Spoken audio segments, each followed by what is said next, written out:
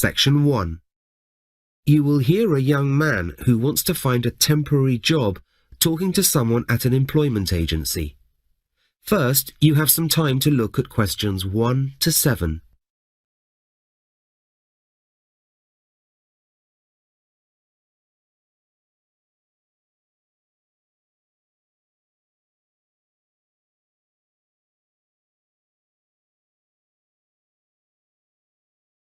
You will see that there is an example that has been done for you. On this occasion only, the conversation relating to this will be played first. Hi, I'm looking for a temporary job. OK, please take a seat. I'll get some details from you and see what we can do. Thank you. OK, so you're looking for temporary work. Would that be full-time or part-time? Well, I'd be happy with either at this point, but I'd prefer full-time rather than part-time, really. OK, well, I'll put you down for that then. Fine. Stephen says that he would prefer full-time work, and the agent says that she will register him for that. So full-time has been written in the space. Now we shall begin. You should answer the questions as you listen, because you will not hear the recording a second time. Listen carefully and answer questions 1 to 7. Hi, I'm looking for a temporary job. OK, please take a seat. I'll get some details from you and see what we can do. Thank you. OK, so you're looking for temporary work. Would that be full-time or part-time? Well, I'd be happy with either at this point, but I'd prefer full-time rather than part-time, really. OK, well, I'll put you down for that then. Fine. Right, let's get some details from you. First of all, your full name. Stephen Morgan. There are different ways of spelling Stephen. Which one is yours? S-T-E-P-H-E-N.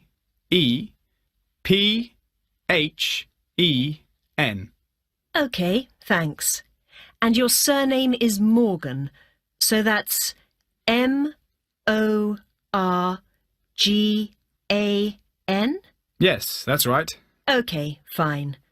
I'll just need a few more personal details from you, and then we can look at the possibilities. So, next then, I need your address and postcode, please. It's 14 Sycamore Avenue. That's S-Y-C-A-M-O-R-E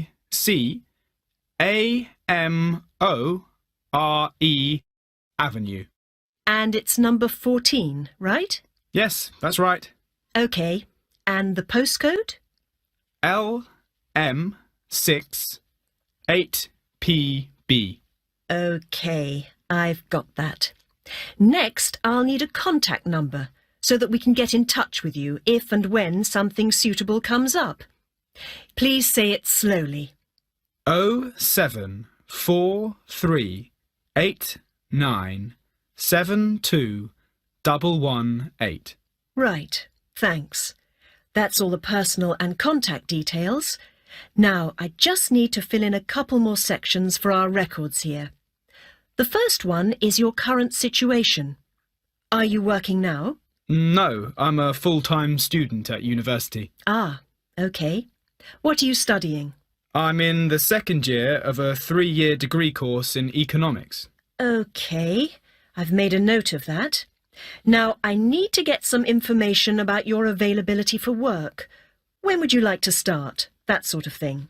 OK, well, I'm looking for something from July to September during the long summer holiday from university.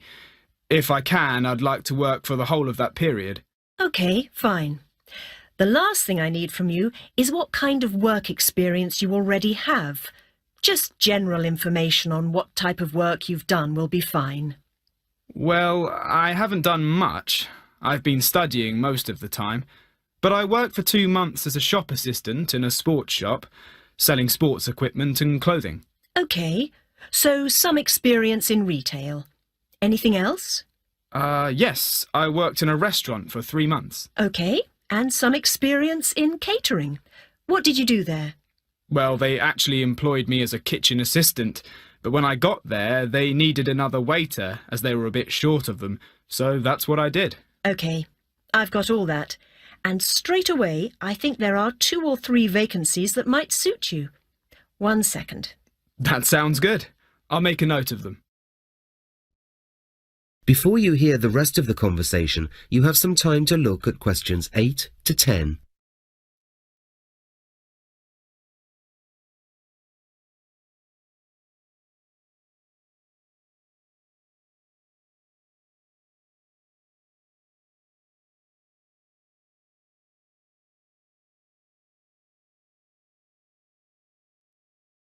Now listen and answer questions 8 to 10. Right. First of all, there's a cafe in the town centre that's looking for an extra assistant for the busy summer period. That might work for you. There might be some evening work involved in that. They work a shift system there, as they stay open in the evening. OK, that sounds possible. Well, they're holding interviews for that next week, so I could fix that up for you. Great, thank you. OK. I'll let you know about interview dates and times once I hear back from them. Fine, thanks. Also, the Tourist Information Office is looking for people to do administrative work. It doesn't involve giving any advice to the public. It's in an office behind the scenes there. Would that be of interest? It requires computer skills. That's not a problem. Yes, I'd be really interested in that. OK.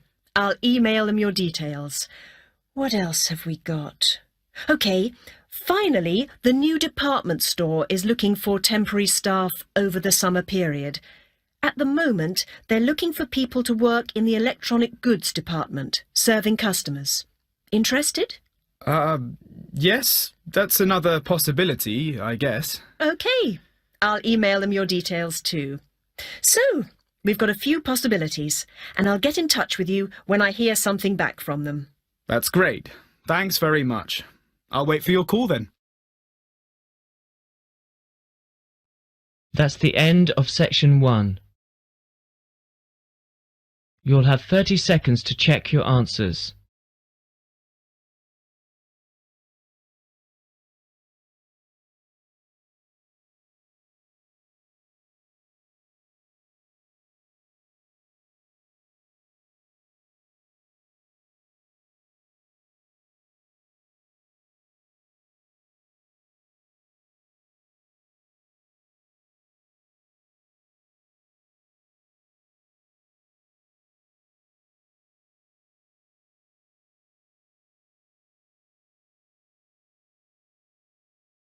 Now turn to section 2.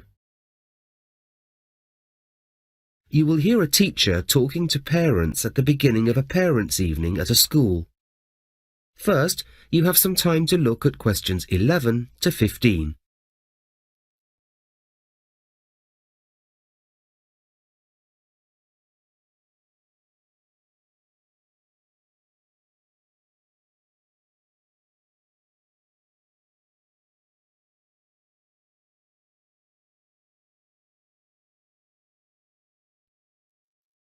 Now listen and answer questions 11 to 15. Good evening, everyone. Welcome to the school. It's great to see so many of you here. My name's Jackie Payne, and I'm the Year 7 coordinator and organiser of the Parents' Evening. As you know, we hold this event every year for parents of new children who've just started. OK, I'm going to kick things off by telling you something about the schedule for the evening. So, starting in a few minutes at 7, Mrs. Forrester, the head teacher, who of course many of you have already met, will be telling you all about things that will be happening at the school over the course of your children's first year here. She'll explain about the tests that they'll take during the year and how students are divided into different classes for various subjects. She'll also be giving you general information about the school, such as the most recent exam results that our students have achieved, as well as telling you about certain important dates during the school year. At 7:30, the deputy head teacher, Mr. Francis, who again many of you have met, will talk about some of the ways in which the school is run and give you some information about recent changes to the way things are organised. For example, we've just introduced different arrangements for lunch times so that we can avoid overcrowding and make it easier for everyone to eat their meals without having to wait too long. He'll also give you details of our new guidelines and policies concerning behaviour. This is generally very good at this school, but we've decided to introduce a few new rules to deal with one or two issues that have come up recently. The final talk, from 7:45 to 8, will be given by a current student at the school, and she'll be telling you about some aspects of daily life here from the point of view of someone attending it. She'll also talk about the school trips that happen every year, specifically about the ones that your own children will be going on. And she'll be showing you how your children will use certain websites a bit later in their first year. These are connected with doing homework and with research for projects they'll be doing in their lessons. So we feel it's a good idea for you to find out how these work so that you can help your children to navigate their way around, and also for your own information, of course. Before you hear the rest of the talk, you have some time to look at questions 16 to 20.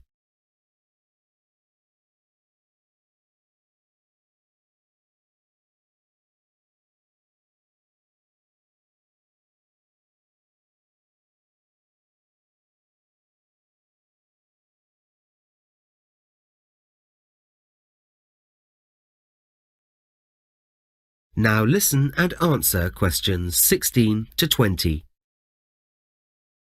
OK, when the talks have finished, there'll be various things that you can do and people you can meet around this area of the school. Here in the main hall, in the far left-hand corner, as you look behind you, there are teachers from the music department who'll tell you all about what they've been doing in that department. And you can find out about instruments your children can learn and concerts they can take part in. In the opposite corner, you'll find information about our healthy eating scheme, with details of the meals and snacks that we provide. As you leave the main hall, through the doors at the back, on your right, when you're outside the hall, you'll find a variety of refreshments, and while you're there, you'll be able to chat to other parents. If you continue along that area of the school, on your left, you'll find a number of notice boards with all sorts of displays about what's going on at the school, future events, and lots of interesting news and information to look at. At the far end of that area, you'll find a reception desk where you can get information and ask questions about the administrative aspects of the school, and get to know the staff that you're in touch with when you contact the school by phone or email, for example, to report that your child is ill and can't come to school. There, you can also register your interest in volunteering to help at the school, perhaps with the organisation of events to raise money through the Parents' Association. And you can have a chat with Helen Graham, who runs that. She'll be very happy to welcome any new volunteers. If you turn left before you get to the reception desk, you'll be going into the corridor where the majority of the teaching staff will be waiting to greet you and answer questions about their subjects. On the left of that corridor, you'll find maths, science and IT in that order, and on the right, you'll find languages, history and geography and art, again in that order. And at the far end of that corridor, the head teacher and various senior members of staff will be waiting to discuss any issues you may want to raise or any queries you may have. OK? Well, that's more than enough from me. I'd now like to ask Mrs. Forrester, our head teacher, to tell you about... That is the end of section 2. You will now have half a minute to check your answers.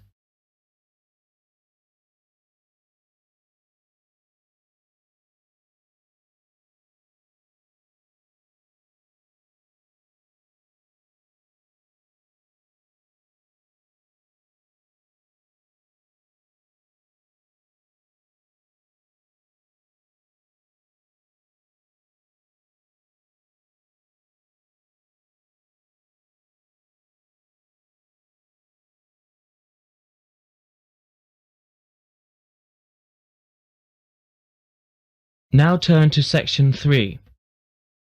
You will hear two students, Liam and Holly, discussing an assignment they are doing which involves studying the history of a particular British national newspaper. First, you have some time to look at questions 21 to 24.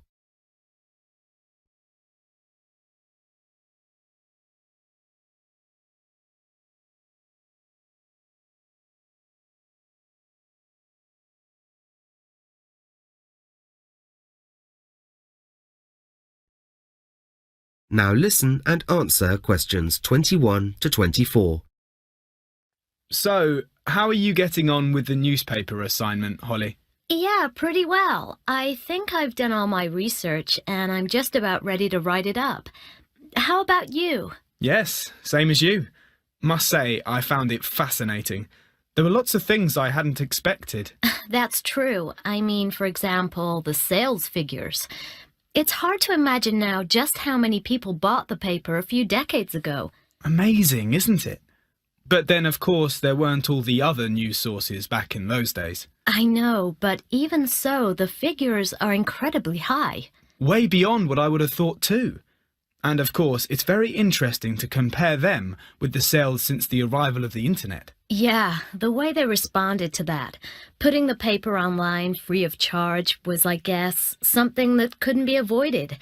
Every other paper was doing it. But the paper came to regret it, and probably still does, because that decision had such a negative financial impact. I find it hard to believe that they didn't at least try to charge for it online from the start. I can see why they did it in the context of the time. One aspect that did strike me as extraordinary was finding out how influential that paper has been over the ages.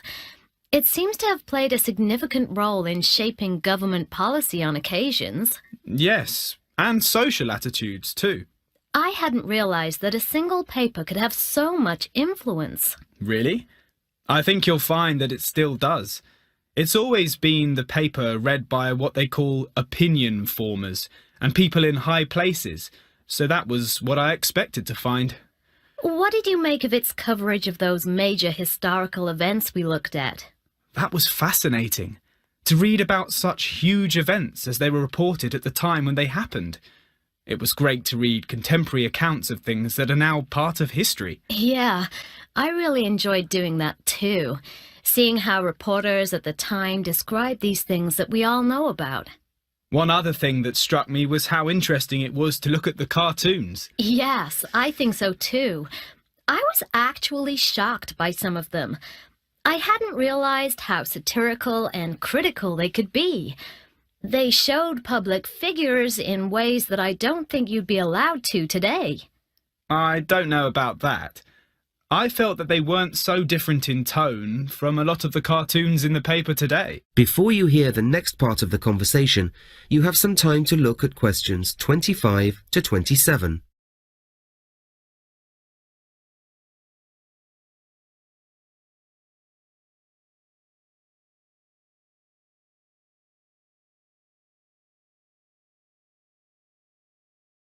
Now listen and answer questions 25 to 27. Okay, so that brings us to the section of our report that has to cover major changes in the paper over the last few decades. Yes, well, its politics can't be said to have changed much. In my view, it's been pretty consistent in that area all the time. Right. Although the issues have changed, its general position has remained the same. I found its coverage of famous people interesting. The way it hasn't really got involved in the so-called celebrity culture that's grown over the last few decades. It certainly hasn't jumped on that bandwagon, hasn't dumbed down, as they say. But sport, for example, is a whole different matter. That used to be just a relatively small section, and now it's a massive part of the paper. And its approach isn't the same either. Instead of dry match reports and articles as it used to have, it moved into a lot more interviews and opinion pieces. Yes, I spotted that. It was also interesting to look at its handling of social issues. It has a strong reputation for that today, but in fact it was always an important feature that distinguished it from other papers. Yeah, it was campaigning on social issues just as much then as it does now. Of course, one major feature we shouldn't ignore is the way it looks. Definitely. It's unrecognizable today compared with how it looked even 20 years ago. Very noticeable. Everything about it. Size, layout, even the design of the name at the top. Before you hear the rest of the conversation, you have some time to look at questions 28 to 30.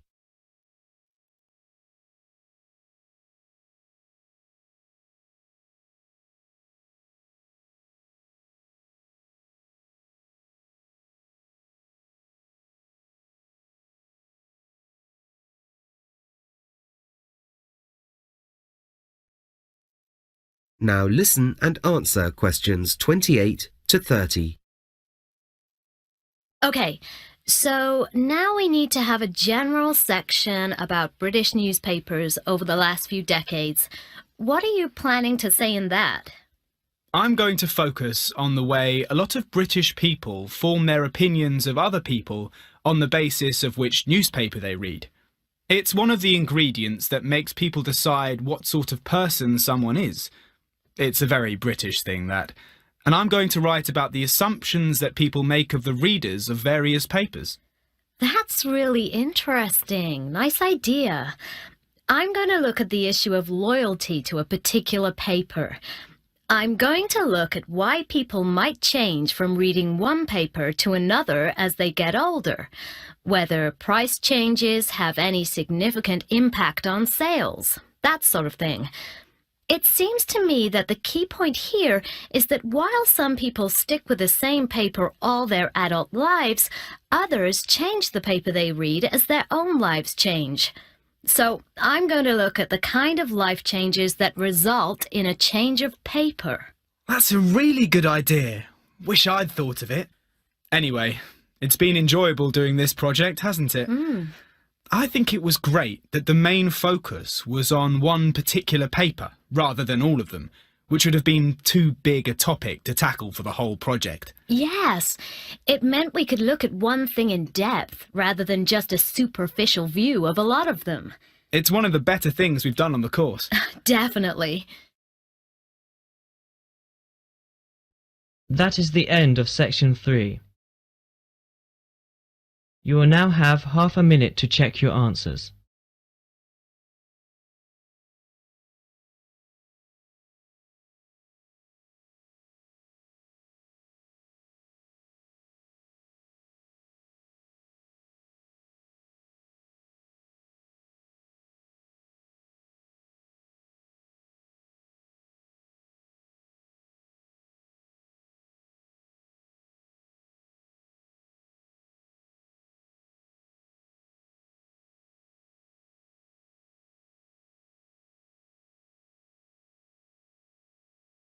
Now turn to section 4. You will hear a lecturer at Tower Bridge in London. First, you have some time to look at questions 31 to 34.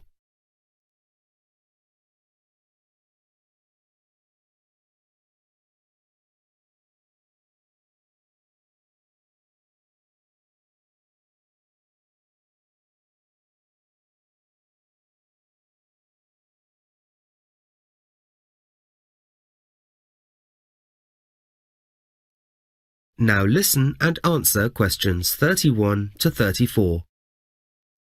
Tower Bridge is, of course, one of the best-known landmarks in London today. When it was built, it was actually one of many great engineering achievements in Britain in the 19th century, a period when all sorts of inventions and innovations were being made to modernise the country and to solve particular problems of the day. In this case, the problem was how to provide another way of crossing the River Thames in that area of the river, the East End of the city. That part of London had become a very busy port, and it was densely populated. The nearest bridge at the time was London Bridge to the west of the port area.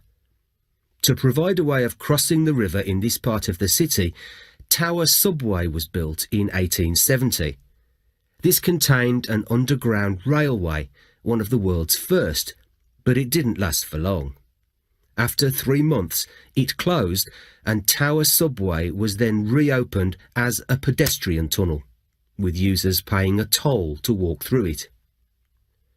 Public demand for another crossing to be built grew, as it was taking both pedestrians and vehicles a long time to cross the river. The sheer volume of traffic and people was so great that people were delayed for hours when trying to use the available crossings. Eventually, in 1876, the Special Bridge or Subway Committee was formed to produce a solution, and a public competition was set up to choose the best design. Over 50 entries and a considerable amount of controversy over which to select, until in 1818 a design submitted by Horace Jones, the city architect, was chosen. Construction began in 1886, and it involved 5 major contractors and 432 construction workers until the bridge was finally completed and opened 8 years later, in 1894. The key issue when it came to the design of the bridge was that it wasn't possible to build a traditional fixed bridge in that location, as such a bridge would have prevented ships with tall masts from gaining access to the port facilities in that part of the river. So a type of bridge called a bascule bridge was devised. This involved 2 towers built on piers in the centre of the bridge, with 2 equal bascules between them. These bascules were pieces that could be raised and separated from each other so that ships could pass through the bridge. On each side of the towers, piers and bascules, there were 2 suspension bridges. Between the central towers were high-level walkways for the use of pedestrians when the bridge was open.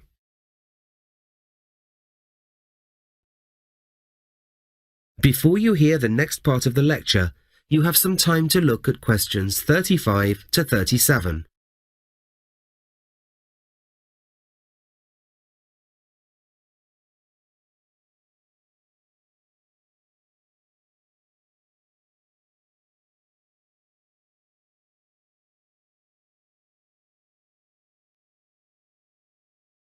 Now listen and answer questions 35 to 37. Right, now let's have a detailed look at how the bridge was raised for ships to pass through it. This is a slide showing a diagram of the bridge. And here you can see at the far end of the south side of it are the original engine rooms, which you can visit today if you take a tour of the bridge. In here there was a boiler which was powered by coal. This boiler produced steam, which powered 2 big engines. And these engines produced pressurized water, which was stored in 6 containers called accumulators. This was sent via pipes to some more accumulators in each of the 2 piers in the central section of the bridge. When it was time to open the bridge operator, situated at the bottom of the tower on the south side, pulled a set of levers to set in motion the opening of the bascules. This action started engines in each of the 2 piers, each of them operating one of the 2 bascules. Gears attached to these 2 engines, which were called the driving engines, would then turn, causing the bascules to rise and open. The bascules rose to an angle of 86 degrees, providing enough room for ships to get through the central part of the bridge. Although the process was quite complex, it actually took only about a minute for the bascules to rise to their maximum height. Before you hear the rest of the lecture, you have some time to look at questions 38 to 40.